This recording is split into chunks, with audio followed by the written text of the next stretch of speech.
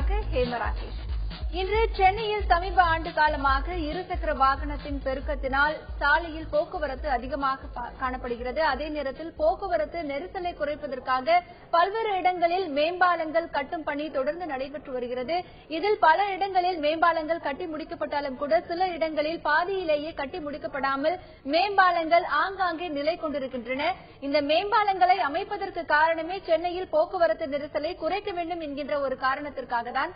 ஆனால் தற்பொழுது இந்த பாதியில் கட்டி முடிக்கப்பட்ட இந்த மேம்பாலங்களினால் மேலும் போக்குவரத்து நெரிசல் அதிகரித்ததோடு மட்டுமல்லாமல் பல இடங்களில் விபத்துகளும் காணப்படுகின்றது. தற்பொழுது சென்னையில் பாதியில் கட்டி முடிக்கப்பட்டிருக்கின்ற மேம்பாலங்கள் எத்தனை இருக்கிறது, என்ன காரணத்தினால் இந்த மேம்பாலம் கட்டுவதற்கான பணிகள் பாதியிலேயே முடிக்கப்பட்டிருக்கிறது, இதற்கு அதிகாரிகள் என்ன கூறுகிறார்கள், இந்த பாதியில் கட்டி முடிக்கப்பட்ட மேம்பாலங்களினால் தினமும் பொதுமக்கள் சந்திக்கக்கூடிய பிரச்சனைகள் என்ன என்பது குறித்துதான் இன்றைய தலைநகரம் நிகழ்ச்சியில் பார்க்க இருக்கிறோம். அதற்கு முன்பாக இது பற்றிய ஒரு செய்தி தொகுப்பை பார்க்கலாம். சென்னையில் 65 உயர்மட்ட பாலங்கள், 81 சிறு பாலங்கள் மற்றும் 11 ரயில்வே மேம்பாலங்கள் உள்பட 262 பாலங்கள் உள்ளன. தங்கச்சாலை மற்றும் கீழ்ப்பாக்கம் ஆஸ்பிரான் தோட்டம் உள்ளிட்ட இடங்களில் புதிதாக கட்டப்பட்டு வரும் பாலங்கள் பணி நிறைவடையாமல் பாதியில் நிற்கின்றன. கட்டுமான பணிகள் மேற்கொள்ளப்படுவதால் போக்குவரத்து மாற்றம் செய்யப்படுகிறது. இதனால் வாகன நெரிசல் ஏற்பட்டு விபத்து ஏற்படும் அபாயம் இருப்பதாக பொதுமக்கள் புகார் தெரிவித்துள்ளனர். இதேபோன்று சென்னை துறைமுகம் மதுரவாயல் உயர்மட்ட சாலை திட்டத்திற்கு 2010ஆம் ஆண்டு அடிக்கல் நாட்டியும் இதுவரை 10% பணிகள் மட்டுமே நிறைவடைந்திருப்பதாக கூறப்படுகிறது.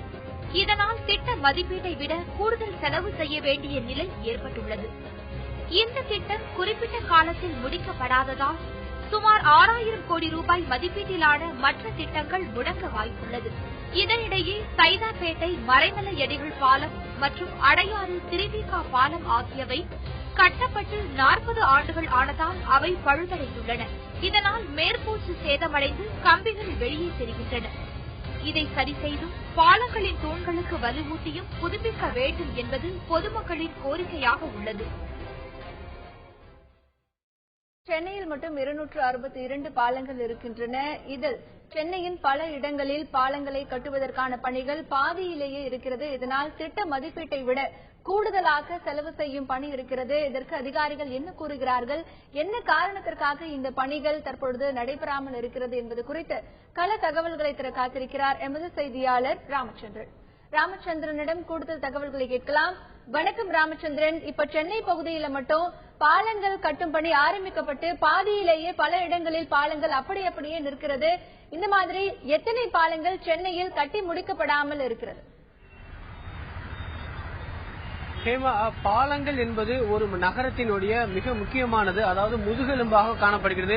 இது உலகம் முழுக்கவே மிக முக்கியத்துவம் வாய்ந்ததாக கருதப்படுகிறது.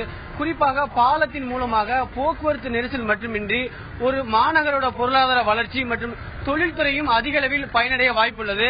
குறிப்பாக சென்னை மாநகரில் பார்த்தீங்கன்னா ஏற்கனவே செய்தி தொகுப்பில் தெரிவிக்கப்பட்டதுபடி 262 பாலங்கள், மேம்பாலங்கள், வாகன சுரங்கப்பாதைகள், ரயில்வே பாலங்கள் உள்ளிட்ட 262 பாலங்கள் சென்னை மாநகரம் மற்றும் புறநகர பகுதியில் உள்ளன.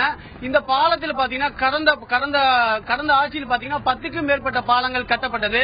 குறிப்பாக GN செட்டி ரோடு, ஜோன் சாலை, சைதாப்பேட்டை ஜோன் சாலையில் கட்டப்பட்ட பாலங்கள், பெரம்பூர் லோகோ பாலம், பெரம்பூர் லோகோ பிரிட்ஜ் மற்றும் வில்லிவாக்கம், மேத்தா நகர் மற்றும் மகாலிங்கபுரத்தில் பாலங்கள் கட்டப்பட்டுள்ளது.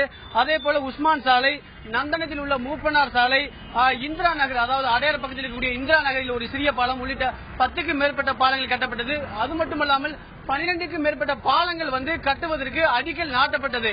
குறிப்பாக பாத்தீங்கன்னா தங்க சாலை என்று இருக்கக்கூடிய இடத்துல 23 கோடி ரூபாயில திட்ட மதிப்பீடு செய்யப்பட்டு பாலங்கள் கட்டுவதற்கு அடிக்கல் நாட்டப்பட்டது. அந்த பாலம் கட்டி முடியும் தருவாயில் உள்ளது. ஆனால் இன்னும் செயல்பாட்டுக்கு வரலை. அது மட்டுமல்லாமல் ஸ்டான்லி அரசு மருத்துவமனை இருக்கக்கூடிய பாலத்தில் சுரங்கப்பாதை ஒன்று அறிவிக்கப்பட்டது. அது ராயபுரம் மற்றும் துறைமுகத்திற்கு இணைக்கக்கூடிய வகையில் அந்த சுரங்கப்பாதை அமைக்கப்பட்டுள்ளது. அது இன்னும் கட்டப்படவில்லை. அதே போல குறுக்குப்பேட்டையில் ஒரு உயர்மட்ட மேம்பாலம் மற்றும் வியாசர்பாடி, திருமங்கலம், மூலக்கடை மற்றும் போரூர் உள்ளிட்ட 10க்கும் மேற்பட்ட இடங்களிலும் பாலங்கள் கட்டுவதற்கு அடிக்கல் நாட்டப்பட்டது. அந்த பாலங்கள் எல்லாமே பாதியில் உள்ளன. குறிப்பாக இந்த பாதியில் இருக்கும் காரணத்தினால் திட்ட மதிப்பீடு அதிகரிக்க வாய்ப்புள்ளது. குறிப்பாக ஒரு பாலம் கட்டுவதற்கு 100 கோடி ரூபாய் அளவில் வந்து திட்ட மதிப்பீடு செய்யப்பட்டால் ஒரு ஆண்டுக்கு மட்டுமே 130 கோடி அதிகரிக்க வாய்ப்புள்ளது. மணல், சிமெண்ட், கம்பிகளின் விலை வந்து ஒவ்வொரு நாளுமே விலை வருவதால் ஆண்டுக்கு 30 கோடி ரூபாய் அதிகரிக்க வாய்ப்புள்ளது. இந்த பாலங்கள்லாம் அந்த 10க்கும் மேற்பட்ட பாலங்கள் வந்து கடந்த ஆட்சியில் அடிக்கல் நாட்டப்பட்டது. ஆனால் இன்றும் அது செயல்பாட்டுக்கு வரவில்லை. இதனால் வந்து ஒரு பாலத்திற்கே வந்து 30 கோடி ரூபாய் அதிகரிக்க வாய்ப்புள்ளது. இதனால் அந்த பகுதியில் அதிக அளவில் போக்குவரத்து நெரிசல் ஏற்படுகிறது. குறிப்பாக காலை மாலை வேளைகளில் பள்ளி கல்லூரிகளில் மாணவர்களுக்கு செல்ல முடியல, அலுவலகத்திற்கு பொதுமக்கள் குறிப்பிட்ட நேரத்தில் வந்து தங்களது பணிகளுக்கு செல்ல முடியவில்லை. மேலும் போக்குவரத்து நெரிசல் ஏற்படுகிறது. அப்பகுதியில் வாகன விபத்து ஏற்பட்டு உயிரிழப்பும் அதிகரிக்கிறது. இது மட்டுமல்லாமல் குறிப்பாக சென்னை துறைமுகத்திலிருந்து மதுரவாயில் இருக்கக்கூடிய உயர்மட்ட சாலை வந்து சுமார் 2000 கோடி, அதாவது 1800க்கும் மேற்பட்ட கோடி திட்ட மதிப்பீட்டில் கடந்த 2010ஆம் ஆண்டு இந்தியாவின் பிரதமர் மன்மோகன் சிங் அந்த திட்டத்தை வந்து அடிக்கல் நாட்டினார். ஆனால் அந்த திட்டம் தற்பொழுது 10% பணிகள் மட்டுமே முடிவடைந்துள்ளது. இன்னும் அந்த திட்டம் வந்து கிடப்பில் போடப்பட்டுள்ளது. இதனால் வந்து துறைமுகத்திலிருந்து வெளிப்பகுதியில் கொண்டு செல்லக்கூடிய சரக்குகளை கையாள முடியவில்லை. இதனால் ஏராளமான துறைமுகத்தில் வந்து வரக்கூடிய கப்பல்கள் துறைமுகத்திலேயே நிறுத்தி வைக்கப்படுகிறது. அது மட்டுமல்லாமல் அதாவது 10,000க்கும் மேற்பட்ட கண்டெய்னர் லாரிகள் வந்து துறைமுகத்தை நம்பி இயங்குகின்றன. இந்த பாலத்தால் வந்து கடுமையாக பாதிக்கப்படுவதாக அதிக அளவில் எரிபொருள் செலவு, நேரம் கூடுதலாகுவது, பகல் நேரத்தில் தங்கள் வாகனங்களை இயக்க முடியவில்லை. இரவு நேரத்தில் வந்து மட்டுமே வாகனங்களை இயக்க முடிகிறது. இரவு நேரத்தில் இயக்கினால் மட்டுமே நீண்ட தூரத்தில் வந்து போக்குவரத்து நெரிசல் ஏற்பட்டு அதாவது ஆமை வேகத்தில் வந்து தங்களது பொருட்களை ஒரு இடத்திலிருந்து மற்றொரு இடத்துக்கு கொண்டு செல்வதாக ட்ரெய்லர் லாரி உரிமையாளர்கள் தெரிவித்துள்ளனர். அது மட்டுமல்லாமல் தொடர்ந்து இந்த உயர்மட்ட சாலை வந்து செயல்பாட்டுக்கு வரவில்லை என்றால் இந்த திட்டத்தால் மற்ற இந்த துறைமுகத்துக்கு வரக்கூடிய கப்பல்கள் மற்ற துறைமுகத்தை நாட வேகும். இதனால் வந்து இந்த துறைமுகத்தில் வரக்கூடிய வருமானம் குறையும். இந்த துறைமுகத்திற்கு நேரடியாகவும் மறைமுகமாகவும் 30,000க்கும் மேற்பட்ட தொழிலாளர்கள் மற்றும் நேரடியாக ஈடுபட்டுள்ளார்கள். இவர்களோட வேலை வாய்ப்பு வேலைகளுக்கும் அபாயம் ஏற்படும். ஹேமா, ராமச்சந்திரன், இப்ப நீங்க சொன்னீங்க சென்னையில மட்டும் 10 இடங்களில் வந்து பாலங்கள் கட்டும் பணி தொய்வடைந்து அந்த பணிகள் மேற்கொள்ளப்படாமல் இருக்கிறது என்று. இப்போ ஒரு பாலங்களை ஒரு குறிப்பிட்ட இடத்தில் கட்டும் பொழுது அதற்கான போக்குவரத்து வேறு இடத்திற்கு மாற்றி விடுவது வழக்கம். இதனால பொதுமக்கள் என்ன மாதிரியான சிரமங்களை சந்திக்கிறாங்க? நிச்சயமாக பாத்தீங்கன்னா மக்கள் தொகை பெருக்கத்துக்கு ஏற்ப ஒரு மாநகரத்தோட பாலங்கள் அமைக்கப்படும் என்பது இன்றியமையாதது. குறிப்பாக இப்ப மாலை மற்றும் காலை வேளங்களில் வந்து அதிக அளவில் பொதுமக்கள் தங்களது வாகனங்களிலிருந்து பள்ளி, கல்லூரிகள் மற்றும் அலுவலகத்திற்கு செல்கின்றனர். இந்த ஒரு இடத்தில் வந்து மேம்பாலங்கள் கட்டும் போது போக்குவரத்து மாற்றம் செய்யப்படுகிறது. இந்த போக்குவரத்து மாற்றம் செய்யப்படும் போது அந்த பகுதியில் ஏராளமான போக்குவரத்து நெரிசல் ஏற்படுகிறது. வாகன விபத்து ஏற்பட்டு உயிரிழப்புகள் அதிகரிக்க வாய்ப்புள்ளது. குறிப்பாக பள்ளி குழந்தைகள் வந்து அதிக அளவில் இது வந்து மிகுந்த சிரமத்துக்குள்ளான சரியான நேரத்துக்கு வேலைக்கு செல்ல முடியாத காரணத்தினால் மாநகரத்தோட உற்பத்தி, அதாவது பல்வேறு வகையில் உற்பத்தி வந்து கடுமையாக பாதிக்கப்படும். அது மட்டுமல்லாமல் மேம்பாலங்கள் கட்டும் போது இதுபோன்ற கோடை காலங்களில் வந்து அதிக அளவில் வந்து பாதிப்பு ஏற்படுத்தாது. மழை காலங்களில் மேம்பாலத்திற்கு அடியிலிருந்து தூண்கள் எழுப்பப்படுகிறது. அப்பொழுது அதிக அளவில் அந்த பகுதியில் வந்து பள்ளம் தோண்டப்படுவதால் ஏராளமான மழை நீர் தேங்கும். அது மட்டுமல்லாமல் கொசுக்கள் உற்பத்தியாகும், தொற்று நோய்கள் பரவும். அந்த பகுதியில் கழிவு நீர் குடிநீரோட கலப்பதற்கு வாய்ப்புள்ளது. உள்ளிட்ட பல்வேறு பிரச்சனைகள் பொதுமக்கள் நேரடியாகவும் மறைமுகமாகவும் பாதிக்கப்படுறாங்க. ஹேமா, ராமச்சந்திரன், இப்பொழுது இந்த பாலம் கட்டும் பணிகள் பல்வேறு இடங்களில் பாதியிலேயே முடிக்கப்பட்டிருக்கிறது. இதற்கு அதிகாரிகள் என்ன காரணம் சொல்றாங்க? பொதுப்பணித்துறை மற்றும் மாநகராட்சி அதிகாரிகள் என்ன சொல்றாங்க? பொதுப்பணித்துறை, நெடுஞ்சாலைத்துறை மற்றும் சென்னை மாநகராட்சி நம்ம தொலைபேசி வாயிலாக தொடர்பு கொண்ட போது அவர்களுக்கு முறையாக பதிலளிக்க மறுக்கின்றனர். குறிப்பாக ஒவ்வொரு துறையும் மற்ற துறையை வந்து குறை சொல்வதை அவர்கள் முதன்மையாக வைக்கின்றனர். இங்கே சென்னையில் மட்டும் வந்து 10க்கும் மேற்பட்ட பாலங்கள் வந்து தற்பொழுது தொங்கும் நிலையில் உள்ளன. குறிப்பாக 5 ஆண்டுகளாக கட்டப்பட்டு அந்த பாலம் முடியும் தருவாயில் உள்ள நிலையிலும் அதை செயல்படுத்த முடியாமல் உள்ளது. இது குறித்து சென்னை மாநகராட்சியிடம் கேட்கும்போது அவர்கள் நெடுஞ்சாலைத்துறை குற்றம் சாட்டுகிறார். நெடுஞ்சாலைத்துறை கேட்கும்போது அவர்கள் பொதுப்பணித்துறை குற்றம் சாட்டுகிறார்கள். இது மட்டுமல்லாமல் மத்திய அரசையும் ஒருபுறம் குற்றம் சாட்டுகிறார்கள். ஆகையால் ஒவ்வொரு துறை ரீதியாகவும் அவர்கள் மற்ற துறையை வந்து குறை சொல்வதா அவர்கள் முதன்மையாக கொண்டுள்ள தவிர, ஆனால் திட்டத்தை வந்து செயல்படுத்த வேண்டும், அதை பொதுமக்கள் பயன்பாட்டிற்கு விரைவில் கொண்டு வர வேண்டும், அதில் துரித நடவடிக்கை எடுக்க வேண்டும் என்ற எந்த விதமான நடவடிக்கையும் அவர்கள் மத்தியில் இல்லை. ஹேமா, தொடர்ந்து பேசலாம் ராமச்சந்திரன். சென்னையின் பல இடங்களில் பாலங்கள் கட்டும் பணி தொடங்கப்பட்டு பாதியிலேயே நிறுத்தப்பட்டிருக்கிறது. இதனால் போக்குவரத்து நெரிசல் ஏற்படுவதோடு மட்டுமல்லாமல் நாள்தோறும் அந்த சாலையில் பயணிக்கக்கூடிய பொதுமக்கள் பல்வேறு சிரமங்களை சந்தித்து வருகின்றனர். இதற்கு அதிகாரிகள் சொல்லும் காரணம் என்ன, இதற்கு உடனடி தீர்வு என்ன என்பது குறித்து பார்த்துக் கொண்டிருக்கிறோம். மேலும் இது குறித்து பல்வேறு கருத்துக்களை பதிவு செய்வதற்காக தொலைபேசி வாயிலாக காத்திருக்கிறார் சமூக ஆர்வலர் திரு பாடம் நாராயணன். அவரிடத்தில் கேட்கலாம். வணக்கம் திரு பாடம் நாராயணன். சென்னையின் பல்வேறு பகுதிகளில் பாலங்கள் கட்டுவதற்கான பணிகள் மேற்கொள்ளப்பட்டு அந்த பணிகள் பாதியிலேயே முடிக்கப்பட்டு பாலங்கள் ஆங்காங்கே நிற்கின்றன. இதனால் மக்கள் சந்திக்கக்கூடிய பிரச்சனைகள் என்ன? ஏற்கனவே நாளுக்கு நாள் சென்னையில பாத்தீங்கன்னா கடந்த 10-15 ஆண்டுகளாக வாகன எண்ணிக்கை ரொம்ப அதிகமாயிருச்சு. நகர்ப்புறத்தை நோக்கி நிறைய பேர் வந்துட்டு இருக்காங்க. நம்மளுடைய சிஎம்டிஏவே ஒழுங்கா திட்டமிடாமலே நம்மளுடைய நகரம் வளர்ந்துருச்சு. இப்ப ஏற்கனவே மக்கள் நெரிசல் அதிகமா இருக்குது, வாகன நெரிசல் அதிகமா இருக்குது. அதனால சுற்றுச்சூழல் ரொம்ப அதிகமா மாசுபட்டு மக்களுக்கு மிகுந்த சிரமமா இருக்குது. எந்த ஒரு நிகழ்வுக்கும் நேரத்தோட போக முடியறது இல்ல. ஆம்புலன்ஸ் பாத்தீங்கன்னா எப்பவுமே தொடர்ந்து போக்குவரத்து நெரிசல்ல சிக்கி மருத்துவமனைக்கு போறதுக்கு மேல அவங்களை அப்படியே எடுத்துட்டு கிரிமட்டேரியம் கூட்டு போற இறந்து போற அளவுக்கு பெரிய நெருக்கடி இருக்கிறது. யாருமே இன்னைக்கு ஏர்போர்ட்டுக்கு ஒழுங்கா நேரத்தோட போக முடியாது, பள்ளிக்கூடத்துக்கு போக முடியாது. ஆம்புலன்ஸ்ல போறவங்களுக்கு பெரிய பிரச்சனை வரும். இதே அடிக்கடி ஆக்சிடென்ட் ஆகுது. ஆக்சிடென்ட் விக்டிம்ஸ் மருத்துவமனைக்கு கொண்டு போறதுன்றது பெரிய சிரமமா இருக்கிறது. தினம் அது பாத்துக்கிட்டு இருக்கோம். இதுல பெரிய அடிப்படை பிரச்சனை என்னன்னா அரசியலும் ஊழலும் இரண்டும் சேர்ந்து இன்னைக்கு நம்மளுடைய நகர மேம்பாட்டை பெரிய அளவுல ஸ்தம்பிக்க வச்சிருக்குன்னு தான் சொல்ல முடியும். ஏன்னா திமுக ஆட்சியில பல மேம்பாலங்கள் திட்டமிடப்பட்டது. எலிவேட்டட் எக்ஸ்பிரஸ் ஹைவேஸ் எல்லாம் பாத்தீங்கன்னா மதுரவாயில் பறக்கும் சாலைக்கு பிரதமர் அடிக்கல் நாட்டினாரு. அடுத்தது ஆட்சி மாற்றத்துக்கு அப்புறம் இது எல்லாமே அப்படியே ஸ்தம்பிச்சு நின்று போயிருச்சு. கான்ட்ராக்டருக்கு கொடுக்க வேண்டியது கிட்டத்தட்ட பாத்தீங்கன்னா மதுரவாயில் எலிவேட்டட் எக்ஸ்பிரஸ் ஹைவேக்கு 1000 கோடி ரூபாய் தேசிய நெடுஞ்சாலைத்துறை கொடுக்கணும் அப்படின்னு சொல்லிட்டு அந்த கான்ட்ராக்டர் வழக்கு தொடுத்திருக்காரு. அதை பத்தி கேட்டுட்டு இருக்காரு. ஆனா அவருக்கு அந்த பணம் ஒதுக்கப்பட்ட பணம் போய் சேரல. இப்ப எல்லா இடத்துலயுமே நடுவுல போக்குவரத்து போற போது அங்கங்க கான்கிரீட் பில்லர்கள் இருந்து அதனால விபத்துகள் ஏற்பட்டு இருக்கு. திடீர்னு சென்னைக்கு உள்ள புதுசா வர்றவங்களுக்கு குழம்பி போயிடுறாங்க. அந்த மாதிரி பிரச்சனையா இருக்குது. போரூர் பக்கம் பாத்தீங்கன்னா பெரிய நெரிசல். ஏன்னா காஞ்சிபுரம் ஸ்ரீபெரும்புதூர்ல எல்லாம் பாத்தீங்கன்னா கார் ஃபேக்டரின்னு பல ஃபேக்டரிகள் ஏற்பட்டு இருக்குது. அதே மாதிரி ராமச்சந்திரா மெடிக்கல் காலேஜுக்கு போறவங்க எல்லாருமே அந்த வழியா தான் போனோம். ஆனா போரூர்ல இருக்கிற மேம்பாலங்கள் பல ஆண்டுகளாக அப்படியே நிக்குது. இது ஒரு அரசியல் மாற்றம் இருந்தாலும் வளர்ச்சி திட்டங்களை இப்படி பாதிக்கிற மாதிரியான விஷயங்கள் தமிழ்நாட்டுல தான் வினோதமா நடக்குது. மற்ற மாநிலங்கள்ல ஒரு ஆட்சி மாற்றம் இருந்தாலும் அந்த திட்டங்கள் தொடர்ந்து நடக்கும். ஏற்கனவே திமுக ஆட்சியில கொண்டு வரப்பட்ட இந்த பல மேம்பாலங்கள் அதிகமான ஊழல்வாதிகள் அதுல இடைத்தரகர்களா செயல்பட்டாங்க. அப்போ இருக்கிறவங்க நம்மளுடைய சீஃப் செக்ரட்டரி அப்போ இருந்தவங்க எல்லாம் கூட இதுல பல மாற்றங்கள் செய்தாங்கன்னு சொல்லிட்டு ஊழல் புகார்கள் எல்லாம் பல வந்தது அப்போ. ஆனா அந்த ஊழல் புகார்கள் என்னவோ அதை விசாரிச்சுட்டு ஆனா திட்டங்கள் தொடர்ந்து நடைபெறணும். ஆனா அதனால என்ன ஆயிடுச்சு, ஆட்சி மாற்றம் ஆனதுக்கு அப்புறம் அப்படியே நின்று போயிடுச்சு.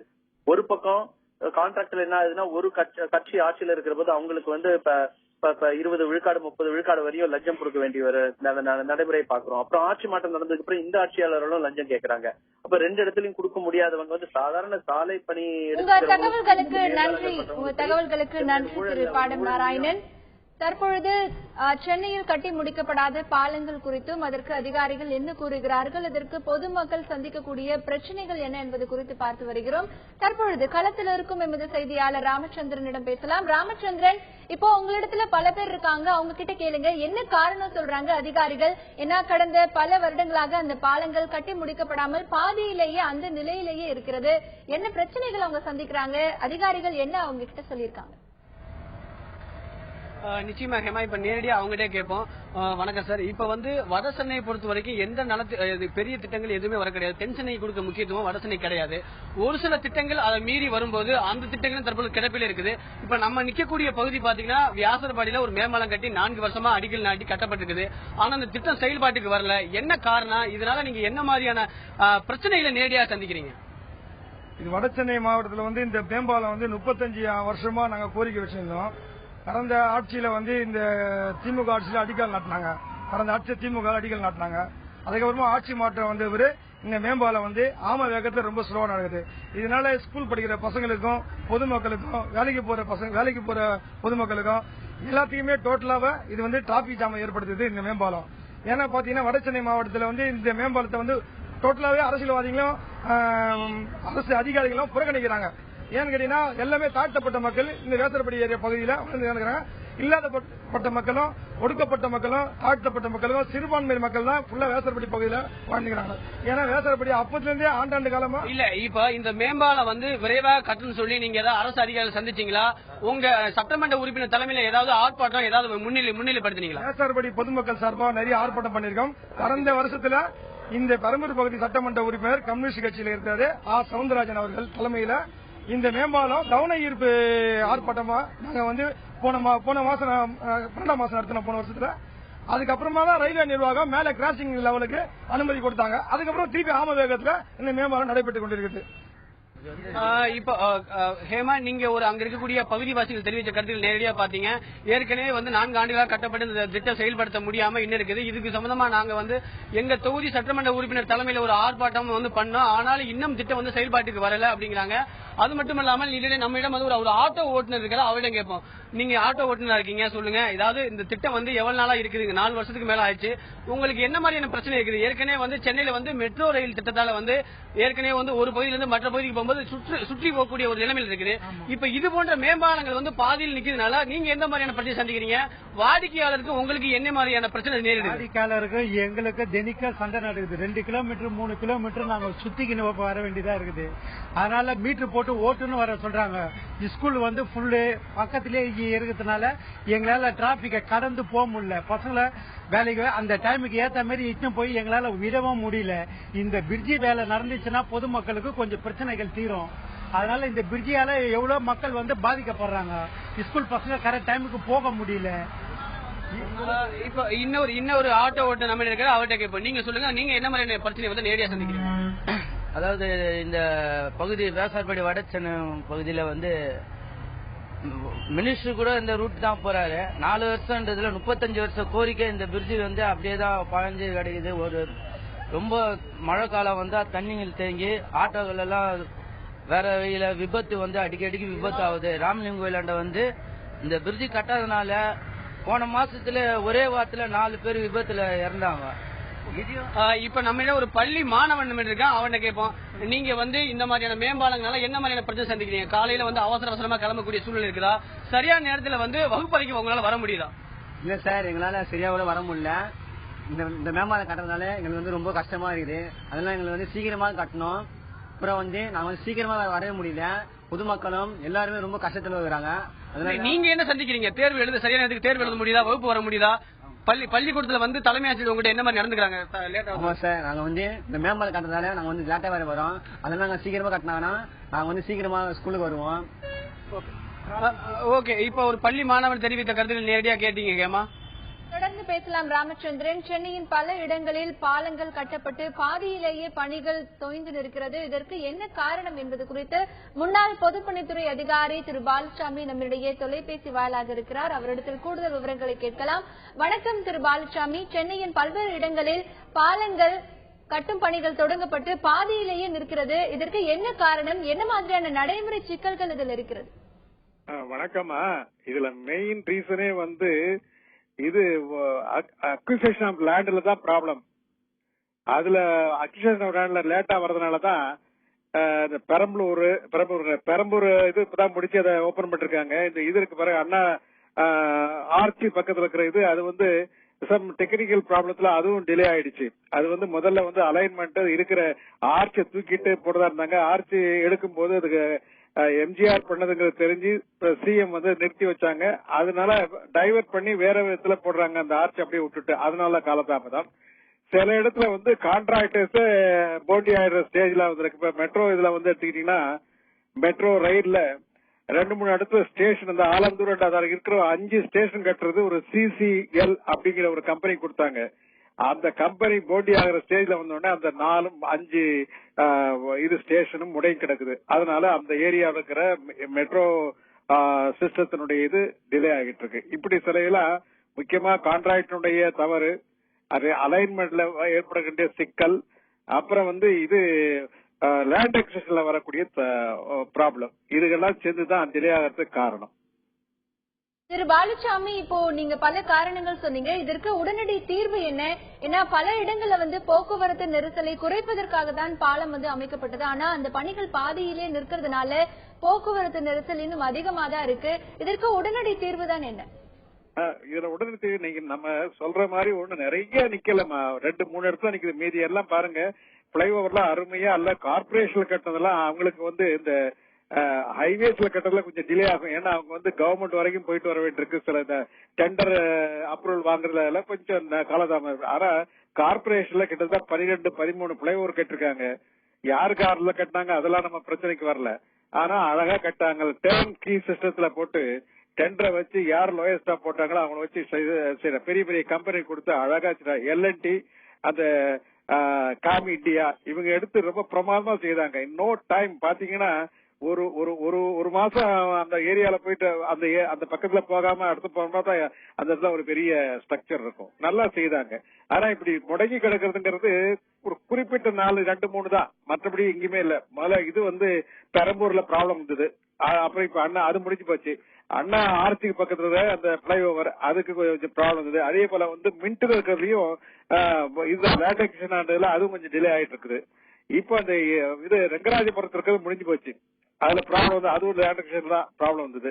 அதுக்கெல்லாம் வந்து கொஞ்சம் குயிக்கா ரெவன்யூ டிபார்ட்மெண்ட்ல அந்த லேண்ட் அக்வயர் பண்றவங்க அந்த கன்சர்ன் பீப்புளை கூப்பிட்டு பிரைவேட் பீப்புள் தான் அவங்கள்ட்ட கொஞ்சம் நெகோஷியேட் பண்ணி வாங்கினா நல்லா இருக்கும். அது சில பேர் கோர்ட்டுக்கு போயிடுறாங்க. அவங்க இவங்க விடுற பணம் 10 லட்சம் கோர்ட்டுக்கு போறதாலதான் அதான் டிலே. கோர்ட்டுக்கு போச்சுன்னா இந்த மாதிரி தெரியுமே, கோர்ட்டு என்ன அவ்வளவு சீக்கிரமா முடிச்சிடறாங்க. அதனால கோர்ட்டுக்கு போற ப்ராப்ளம் எல்லாம் இதுதான். கோர்ட்டுக்கு போச்சுன்னா லேண்ட் அக்விசிஷன் டிலே ஆயிடுது, அதனால கன்ஸ்ட்ரக்ஷன் டிலே ஆகுது. உங்க தகவல்களுக்கு நன்றி பாலுசாமி. தற்பொழுது களத்தில் இருக்கும் எமது செய்தியாளர் ராமச்சந்திரனிடம் பேசலாம். ராமச்சந்திரன், இப்ப அங்க இருக்க உங்க கிட்ட கேளுங்க, என்ன அவங்க கோரிக்கை விடுக்கிறாங்க, அவங்க கிட்ட கருத்தை பதிவு பண்ணுங்க. நிச்சயமா இப்ப நம்மிடம் ஒரு பகுதி வச்சிருக்கிற அவர்கிட்ட கேட்போம். அதாவது இது போன்ற மேம்பாலங்கள் விரைவா நடவடிக்கை கட்டணும்னா நீங்க என்ன அரசுக்கு கோரிக்கை முன் வைக்கிறீங்க?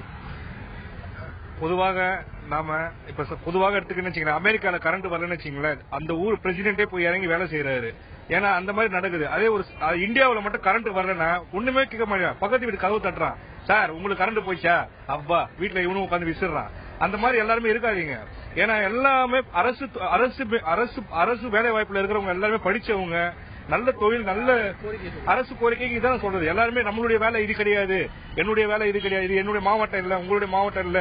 ஏன்னா இங்க எல்லாமே பாத்தீங்கன்னா படிக்காதவங்க, ரொம்ப கஷ்டப்படுறவங்க, கூலி தொழிலாளி, ஒரு வேலை எல்லாம் இன்னைக்கு வேலைக்கு போனாதான் ஒரு டிரான்ஸ்போர்ட்டை நம்பி பொழைக்கிறவங்க நிறைய பேர் இருக்கிறாங்க. ஒரு வேலைக்கு போனோம் அப்படின்னா ஒரு வாகனத்தை நம்பி தான் இருக்காங்க. அவங்க எல்லாம் அந்த சரியான நேரத்துக்கு அவங்க வேலைக்கு போகலாம், அவங்களுக்கு ஊதியம் போகுது. பல வீட்டு அடுப்புல சமையல் இல்ல, சமையல் இல்லாம எவ்வளவு பேர் சாப்பாடு இல்லாம வறுமை, சாப்பாடு இல்லாம நிறைய பேர் கஷ்டப்படுறாங்க. அது இல்லாம பொல்யூஷனை பாருங்க, தண்ணி ஃபுல்லா மண்ணு, ஃபுல்லா சேரும் சகதியா தான் இருக்கு, ஃபுல்லா மண்ணா தான் இருக்கு. அந்த தண்ணி எப்படி பகுதிவாசி தெரிவித்த கருத்தை நேரடியா கேட்டீங்க. அதாவது ஒரு மேம்பாலம் கட்டும்போது அந்த பகுதி வாசிகளிடம் முதலில் வந்து பொதுப்பணித்துறையோ நெடுஞ்சாலைத்துறையோ வந்து கருத்து கேட்க வேண்டும். பொதுமக்கள், குடியிருப்பு வாசிகள், வணிக நிறுவனங்களிடம் வந்து கருத்து கேட்க வேண்டும். அது மட்டுமல்லாமல் ரயில்வே, நெடுஞ்சாலை, மத்திய அரசு இது போன்ற நிறுவனங்களிடம் ஏற்கனவே முன்கூட்டியே வந்து அனுமதி கேட்டு அதற்கப்புறம் அடிக்கல் நாட்டி பாலங்களை வந்து விரைவாக கட்ட வேண்டும் என்பதே இவர்களுடைய கோரிக்கை. தற்போது சென்னை நகரில் பாத்தீங்கன்னா 2 இடத்துல வந்து பொதுமக்களிடம் கருத்து கேட்கப்பட்டு வருகிறது. ஒன்னு வந்து தண்டையார்பேட்டை பகுதியில மேம்பாலம், அதாவது ரயில்வே மேம்பாலம் அமைக்கிறதுக்கு பொதுமக்களிடம் கேட்கப்படுகிறது. அதே போல தியாகராய நகரில் உள்ள உஸ்மான் ரோடு, ஹபீபுல்லா சாலையில் அந்த பகுதியில் வந்து மேம்பாலம் கட்டுவதற்கு பொதுமக்களிடம் கருத்து கேட்கப்படுகிறது. அதுபோன்று கருத்து கேட்கப்பட்டு பொதுமக்களிடம் என்ன பிரச்சனை இருக்குது, அவர்கள் வைக்கக்கூடிய கருத்துக்கள் என்ன, அதற்கு பிறகு அதுக்கு சாதகமாகவே சென்னை மாநகராட்சியும் பொதுப்பணித்துறையும் நெடுஞ்சாலைத்துறையும் பாலங்கள் கட்டி விரைவாக பொதுமக்கள் பயன்பாட்டுக்கு கொண்டு வர வேண்டும் என்பதே ஒட்டுமொத்த பொதுமக்களின் எதிர்பார்ப்பாக உள்ளது. ஏமா உங்க தகவல்களுக்கு நன்றி ராமச்சந்திரன். சென்னையில் போக்குவரத்து நெரிசலை குறைப்பதற்காகத்தான் பாலங்கள் கட்டும் பணி தொடங்கப்பட்டது. ஆனால் பல்வேறு பிரச்சனைகள், பல்வேறு காரணங்களினால் அந்த பாலங்கள் கட்டும் பணி பாதியிலேயே நிற்கிறது. மேலும் இந்த பாலங்கள் கட்டும் பொழுது அந்த வழியாக இருக்கின்ற குடியிருப்பு வாசிகள், வணிக நிறுவனங்கள் மற்றும் பலரிடம் அதற்கான கருத்து கேட்பு கூட்டம் நடத்தப்பட வேண்டும் என்கின்ற கோரிக்கையும் அந்த பகுதியில் வசிக்கக்கூடிய மக்களிடமிருந்து எழுந்திருக்கிறது. அதே நேரத்தில் முன்கூட்டியே அந்த பாலம் செல்லும் வழியில் பொதுப்பணித்துறையோ அல்லது ரயில்வே துறையோ அந்த சம்பந்தப்பட்ட துறையிடம் அனுமதி வாங்கிவிட்ட பிறகுதான் அந்த கட்டுமான பணியை தொடங்க வேண்டும் என்கின்ற குரலும் எழுப்பப்பட்டிருக்கிறது. மேலும் தற்பொழுது சென்னையில் இருக்கக்கூடிய கட்டி முடிக்கப்படாத பாலங்களை விரைவாக கட்டி முடித்து மக்களின் பயன்பாட்டிற்கு விரைவில் விட வேண்டும் என்பதே சென்னை நகரவாசிகளின் கோரிக்கையாக இருக்கிறது. இந்த தலைநகரம் நிகழ்ச்சியில் பங்கேற்ற எமது செய்தியாளர் ராமச்சந்திரனுக்கு நன்றி. மீண்டும் ஒரு தலைநகரம் நிகழ்ச்சியில் சந்திக்கலாம். வணக்கம்.